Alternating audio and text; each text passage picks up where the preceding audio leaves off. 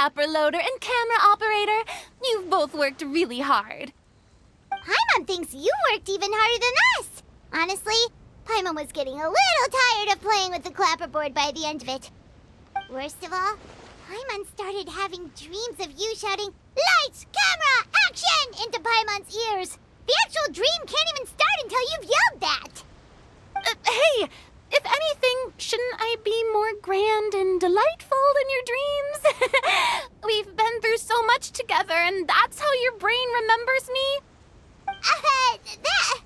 That's not Paimon's fault. We've just used the clapperboard too much lately. Anyway, what's most important is that we've wrapped the film. I'm pretty confident that we'll take first prize. Hey, no need to mention the official name. Wait, now that you mention it, if we did win the prize, would Farina just get a statue of herself? Come on, I don't need that kind of attention. Xavier can accept the reward on our behalf.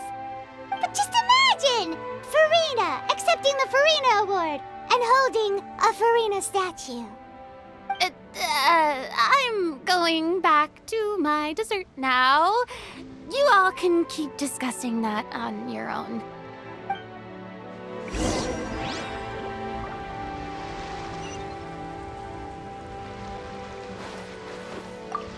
I was thinking, if this film turns out to be a success, could I ask the two of you to stay and be a part of my crew? Of course, I'll definitely increase the pay for next time. I'd be more than happy to, Mr. Xavier. Thank you for the offer, Mr. Xavier. But I've made some plans to go on a journey to the other nations once the festival is over. Is that so? Well, then in that case, bon voyage, Miss Veronique. Please feel free to get in touch once you've returned to Fontaine.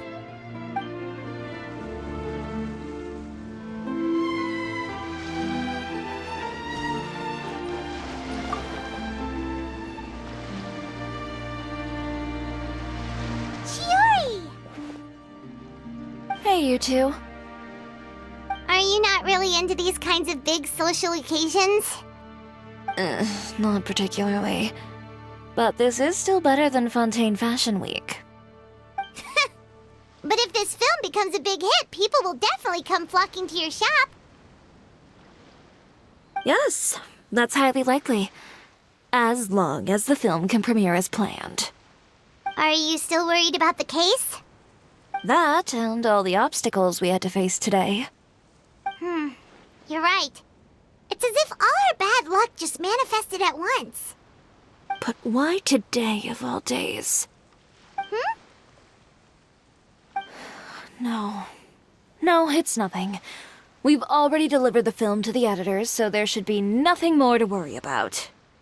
How are you doing, Mr. Morris? You having a good time? Well, you could say that. Do you happen to know when the party is scheduled to end? Judging by how much fun everyone's having, I'd say probably not until well after midnight. Is there something that you still have to take care of at home, Mr. Morris? Oh, well, I'm just not a late night person, so I might take off shortly. Oh no! Silly me. I almost forgot something super important. Oh, what is it? I prepared a whole batch of fireworks for the party, but I forgot to bring them over from the warehouse. Fireworks, you say? Well, that's, truly a pity. Sorry things didn't go as planned. Could you help me carry them over, Mr. Morris? I won't be able to fetch all of them by myself. Me? Are you sure that you can't find anyone else? I just wanted to make this a surprise for everyone. The warehouse isn't far from here. We'll be there in no time. Pretty please, Mr. Morris. These are some of the best fireworks I've ever made. So I also want you to see them before you leave. They're stunning. I promise that they'll be a once-in-a-lifetime experience that you'll never forget. But... It's okay. Just come with me. If we're sneaky enough, nobody else will see us leaving. All right. The warehouse is right over here. I moved the fireworks there in advance, so it shouldn't be too much work bringing them back. It's still a ways away from the party. Sorry about that, Mr. Morris. It's probably because I'm used to carrying fireworks all the time, so it doesn't feel like a lot of work to me.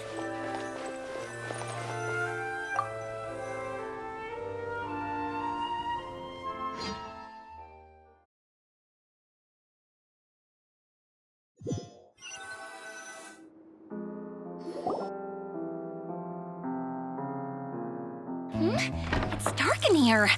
Wait here, Mr. Morris. I think the light switch should be somewhere over here. Why did I have to get roped into this?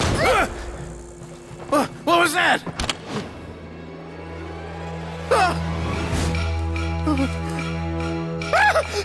Who's there? Get me out! Get me out of here!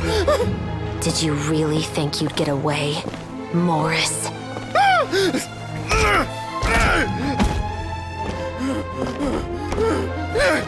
You've got the wrong guy. It wasn't me. I'm not the killer. You know, Eliza died a far more heroic death than this. She fought your assassin to the end, to save the children she had hidden beneath the floorboards.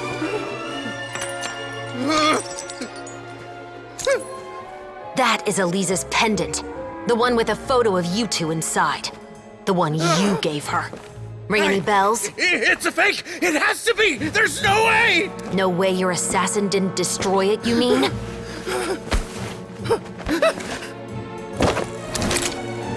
Did you ever love her, Morris? Or was killing her always the plan? No, please. Listen to me. I told Eliza to keep us a secret. I paid her plenty for her silence. I never thought she'd keep the child. Everything was gonna come out, and I had no choice. She forced my hand. No! I'm begging you. I have money. Just name your price, please. You can keep your Mora, and you can go to hell.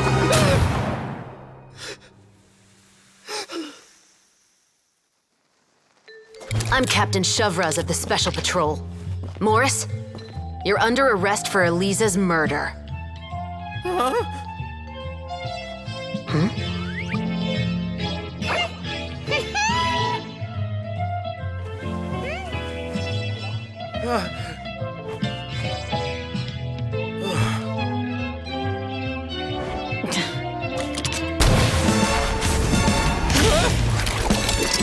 You're under arrest too, prop manager Veronique.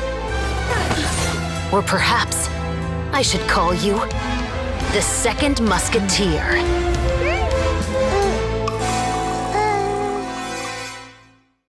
Wait, what's going on? This wasn't in the script. Drop the gun, Veronique. Why? Why would you keep me from exacting revenge on this heartless monster? Drop your weapon. This is my final warning.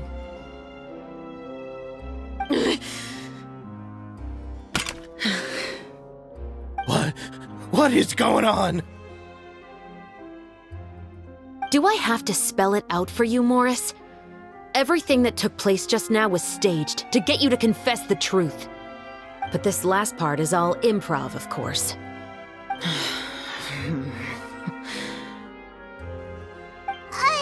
Shivers, you told us you wanted us to help you stage a play. You never said anything about the Second Musketeer. It's because even I had no way to confirm my theory until now. Thank you for your performance, Yoimiya. Could I trouble you to go and bring in the other Special Patrol members? They should be on standby just outside. Oh, and please tell the other cast members not to worry about us. We'll be rejoining them shortly. On it!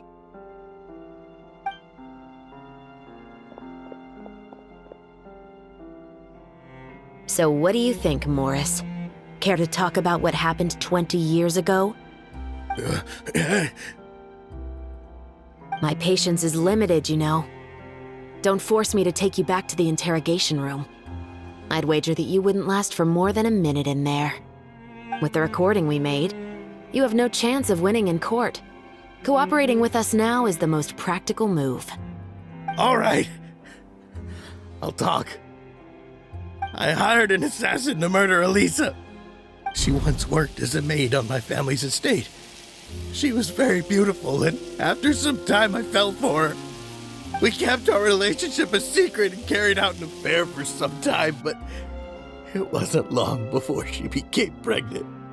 And if my parents ever found out, they would have stripped me of my inheritance and status, driven me out of my home. I also didn't expect Elisa to insist on bringing the pregnancy to term.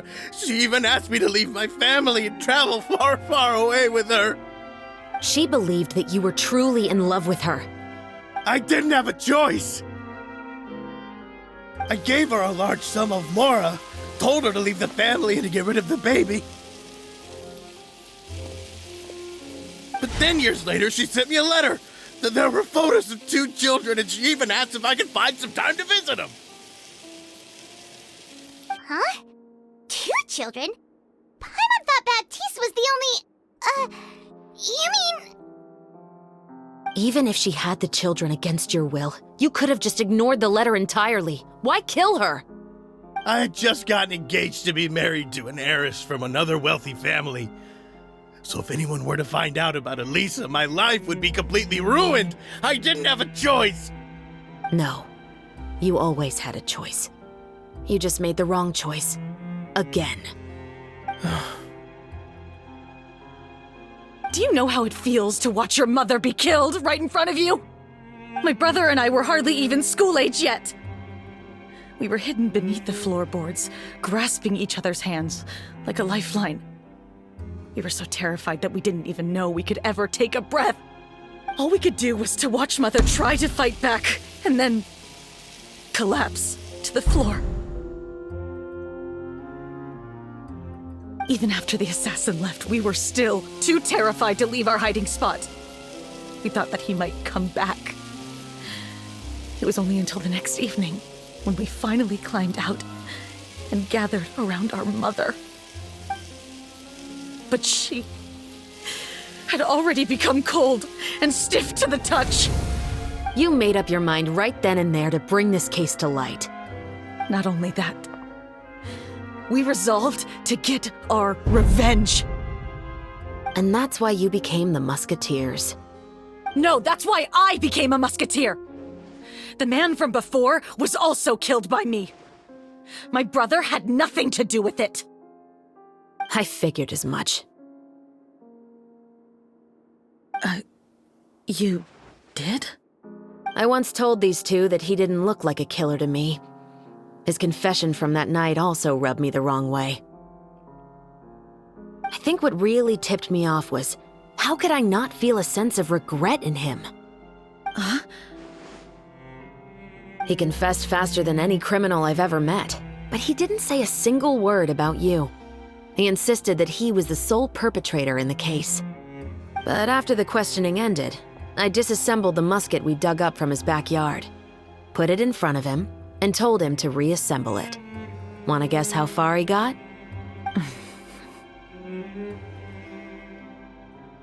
He had no idea where to even start. He's never touched a gun in his life. Based on that, I determined that he was not acting alone. He only surrendered himself to draw our attention and create a moment of opportunity for his partner. So, I decided to play along. And as expected, the second musketeer followed us without hesitation once she saw Morris get separated from the rest of the cast. Besides, why else would he call the novel The 2 Musketeers?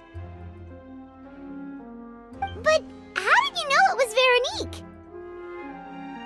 I figured it out the moment Baptiste told me his father's name. That so-called financial crisis was all just a ruse. He just wanted to sign up as the investor and then leave the film without any source of funding. After all, he has a vested interest in minimizing the reach of this story. It's really just the same thing as what he did to Elisa all those years ago. Human scum. But then Xavier pulled out all the stops and got the film made against all odds. Morris couldn't have that. With the killer in custody, he figured it was safe to act. And so he came to visit the set today, just as I expected. Wait, so you were behind all those mishaps today?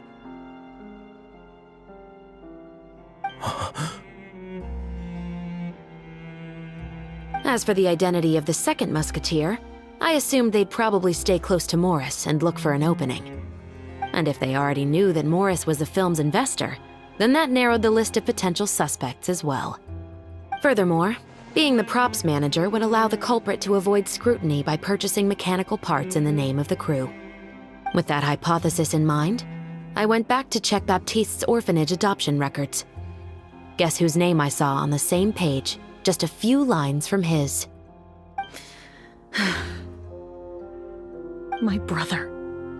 He trusted you.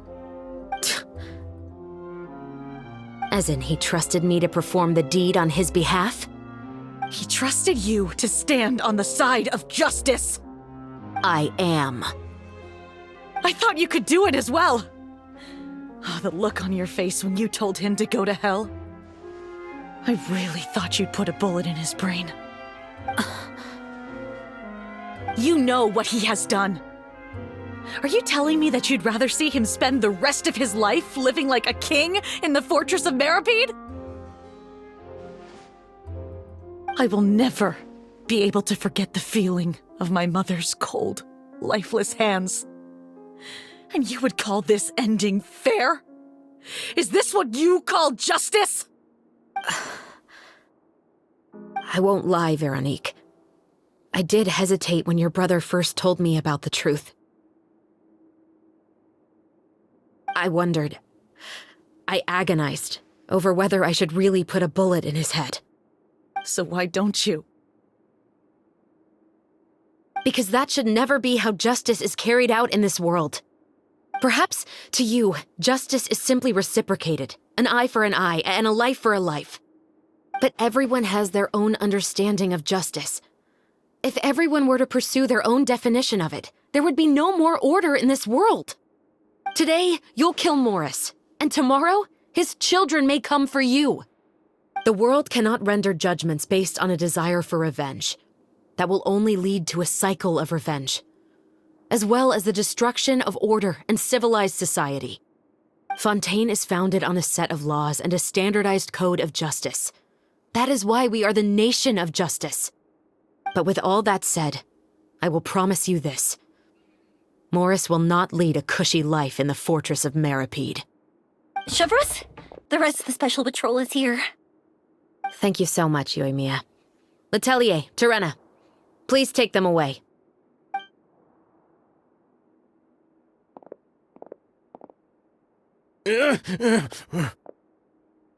I still can't agree with your reasoning.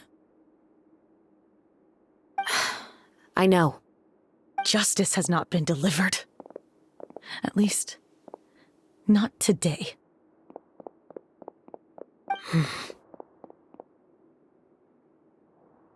Chevreuse.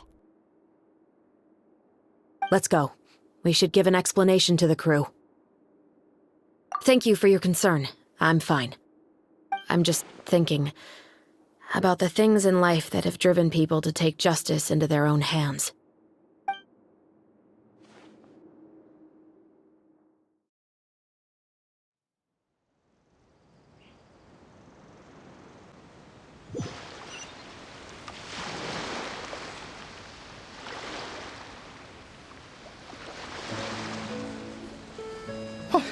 Who would have thought Morris would turn out to be... I'm at a loss of words. How could he have done something like this? I'm just glad that you're all safe and sound. Who knew that such a labyrinth of cases would be behind this story? Well, what should we do now? We have a finished film, of course, but should we still go ahead with the premiere? What do you mean? Shouldn't you be even more motivated to spread the word now that you've learned the truth? Chiori is right. I'd also like more people to see this story for themselves. But the real ending of the story seems to have deviated somewhat from the one in the script. Is that still acceptable to you, Miss Chevreuse? The call is yours. We still have time to reshoot an ending if that's what you'd like. No, it's fine as is. I like what we have for the catharsis. Romanticism is what gives works of art their appeal. Fiction is able to explore means of restitution that could never work in real life. Just like the real world, the world of stories also has its own set of rules and justice. These different possibilities are what initially drew me to reading in the first place. Sounds good to me. I support your decision. What about Veronique? Will she be okay? She will soon face her judgment alongside her brother and Morris. If I had to guess, they'll probably all be sent to the fortress of Meripede. I'll make sure to give Risley a heads up about it. Oh, you mean that kind of heads up? Exactly. Ahem. All right, then the matter's settled. Now that everything's been taken care of, there's no reason for us to keep looking all gloomy and grumpy. Let's get back to the feast and enjoy each other's company. We'll be starting the post-production process tomorrow. You should join us, Chevres. You missed the first few hours of the party, didn't you? All right. Count me in. Then I'll wait for you over there. There's still some good news that I'd like to share with Chevres. Traveler, Paimon, could you wait for me by the sea after the party ends? I'd like to go on a brief walk with the two of you. Thank you very much.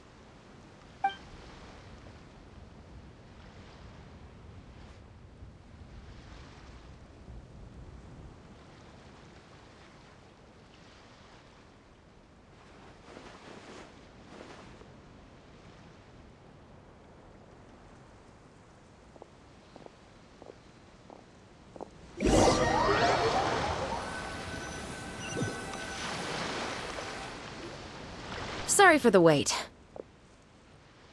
Oh, we weren't waiting long at all. Is there something else you wanted to tell us? No, I don't have anything new to share.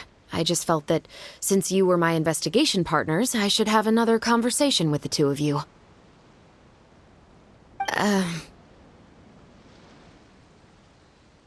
Traveler, how would you have responded to Baptiste's request if you were in my shoes?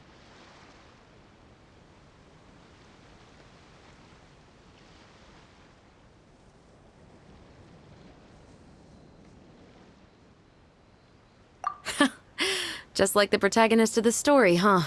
Can't say it doesn't suit you. When I was young, my father often took me here to swim. We'd come rain or shine, even when it was freezing cold. He told me that swimming was the best activity to train one's strength of will. You could never give up before reaching the shore, especially when the water was cold. Oh? Why's that? Because the moment you give up would be the moment you die. At that point, I still hadn't received my vision.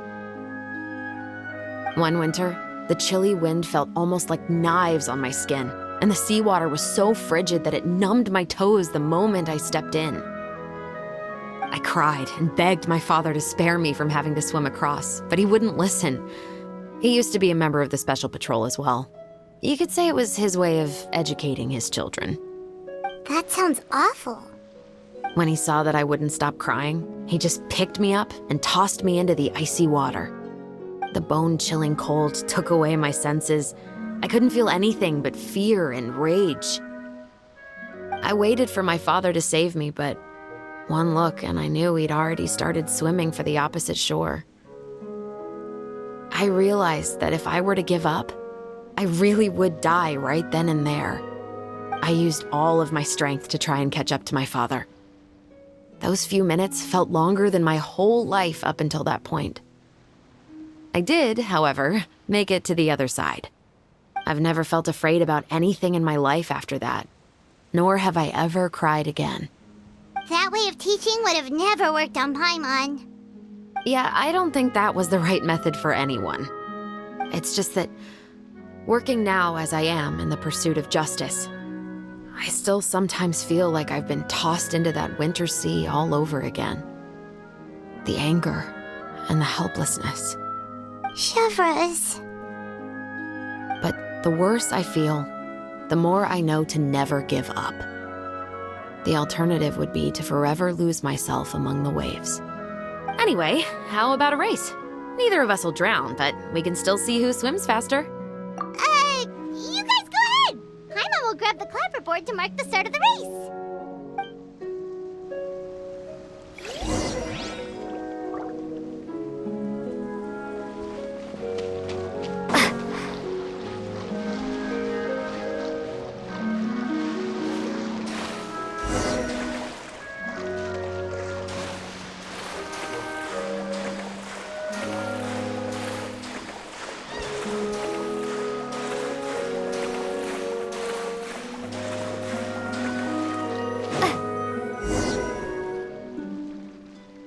Oh, that felt good.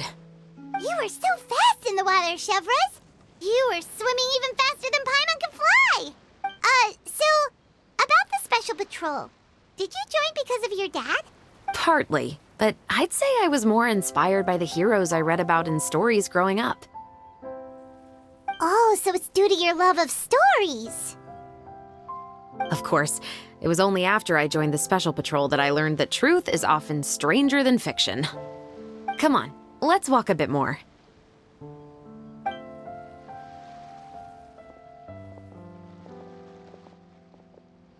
To be honest, I do sometimes question whether the decisions I make are the right ones. But I know that no matter what, I must keep swimming. Because the only thing I've got my eyes on is the shore in the distance.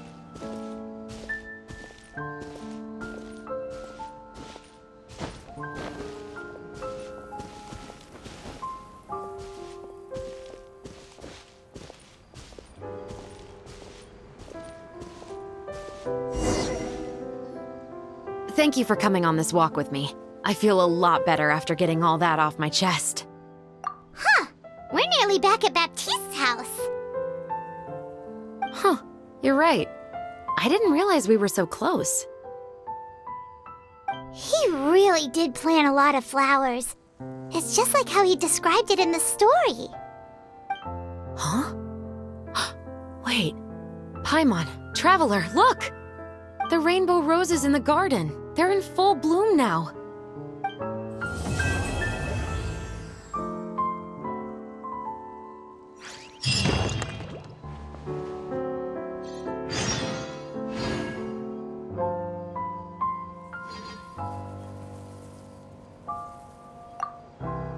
Even though it's a bit late, I must thank you for investigating this case with me.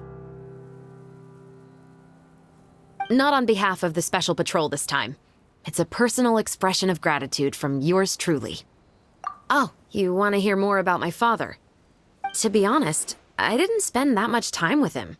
He was always busy with the Special Patrol, so he would often return home really late at night.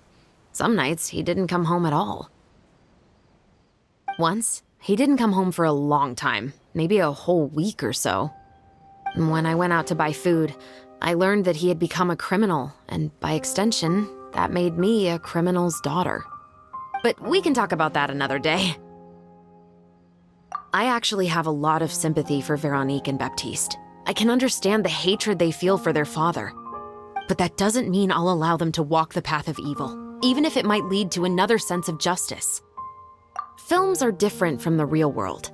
They're a form of art and represent the wishes in people's hearts. I adore the Two Musketeers, and I'm very happy to have had the opportunity to act the role as one. I can't wait to catch the film when it premieres in the Opera House. I'm looking forward to seeing the audience's reaction to the climactic ending. Thank you for looking out for me. I'll see you at the award ceremony. I'd be very surprised if we don't win.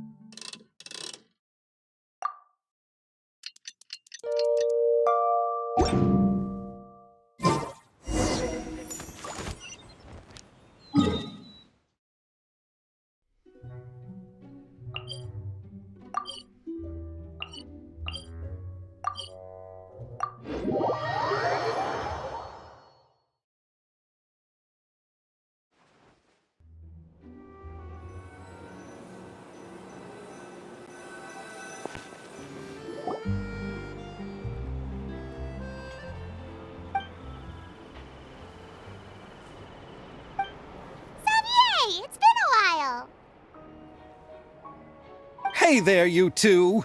Sorry I've been scarce. I've been buried in marketing and preparing the film for release ever since we wrapped post-production. The award ceremony is today, right?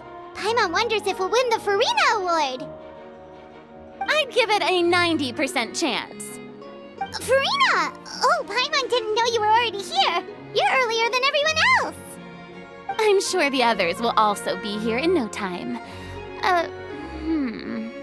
Xavier, if we end up getting called on stage, shouldn't you come up with a name for our crew? What? But we don't even know if we're going to win.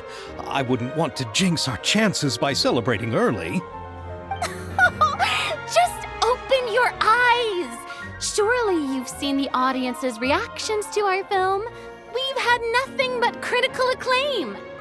You've also had conversations with the Opera House's operating staff, right? Didn't they want to increase the number of showings? With the mora you've made from the box office, you can now open your very own film company. But that's all credit to my amazing crew. You've all helped to make this a reality, so I can't be the only one asked to come up with a name. Well, give it some thought. I'm sure the crew will respect your choice. All right, but before that, Traveler and Paimon, could I trouble you to quickly pay a visit to the Fortress of Meripede? Huh? But shouldn't we stay for the award ceremony? I wanted to ask you two to invite Shavraz to join us at the ceremony. She's one of the lead roles, after all. I haven't been able to find her recently, so I haven't had the chance to invite her personally. According to the papers, the culprits of the musket murder case will be personally escorted today by the captain of the Special Patrol to the Fortress of Meripede. Oh, Paimon gets it now. Yep, just wait here, Xavier, and maybe try to come up with a few snappy-sounding names. All right, then I'll leave you to it.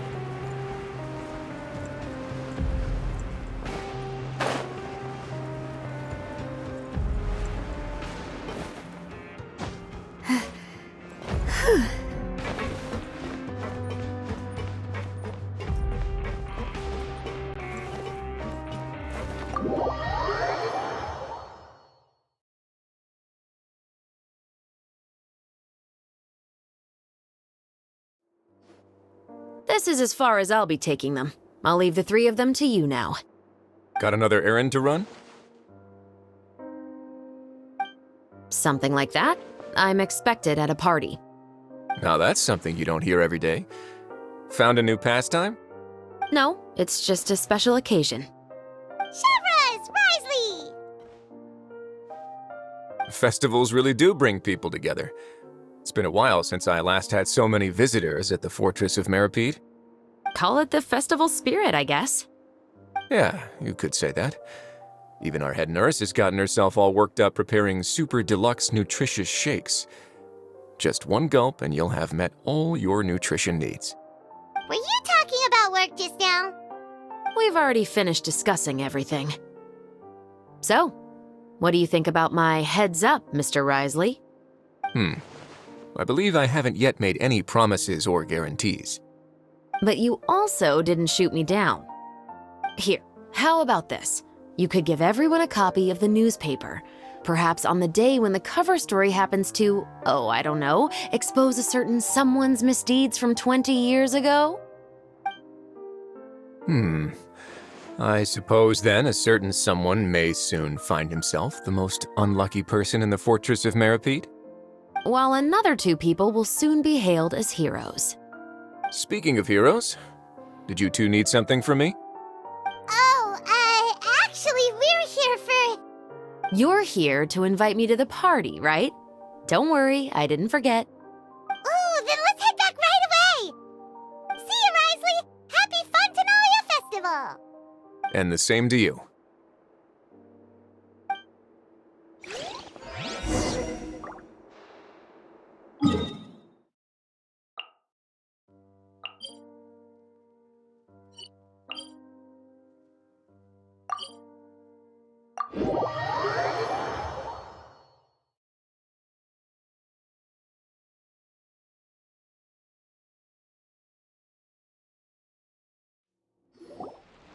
And the winner of the Farina Award for the first Fontinalia Film Festival is...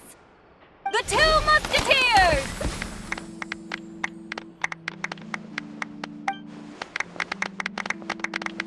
We won! We really won! Congratulations, Mr. Xavier. We won? I can't believe it! I really can't thank all of you enough! See? My takes on Fontaine's entertainment industry have never been wrong. Now, please welcome to the stage the producer of The Two Musketeers, Mr. Xavier!